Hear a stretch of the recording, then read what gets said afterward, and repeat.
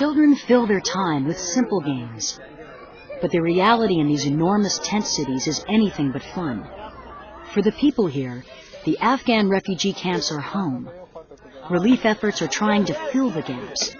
With 10% of the children suffering from acute malnutrition, it's not easy. Hi, Ellen. It's Nicola from MSF. I was actually wondering if you could have any knowledge about whether there'd be an ambulance available overnight tonight. Over. A child is suffering from severe dehydration and malnutrition. She needs more help than this camp can provide. That child was very severely malnourished. I think we've seen about 12, not as severe as that. She's one of the worst I've seen. We've had, I think, 3 who've been as bad as that over the last month that we've been here. Most of what we're seeing here is lots of coughs and colds, lots of headache and body pain, which is tension, stress, or related or exposure, because a lot of people are been out for quite a long time, several nights on the road or camped out in no man's land. Medical supplies are pouring in.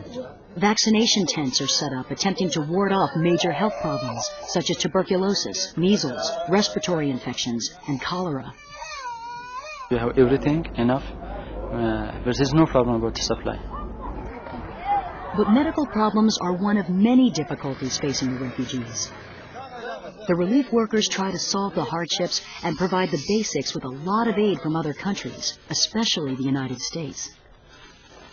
One big challenge is, of course, to see that their most basic needs are met.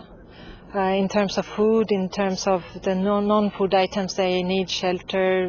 Now it's cold weather, so they need blankets, quilts, and also some heating and cooking materials and so on. That's the most basic. But then it's also important to get a feeling of community and also that they get back to regular life. And they themselves has a high priority to get a mosque.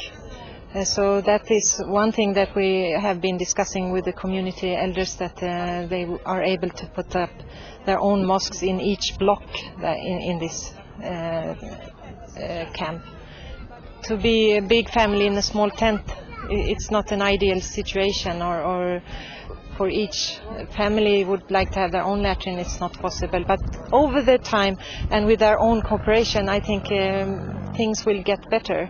But of course the ideal is to be able to go back home and have the regular life there.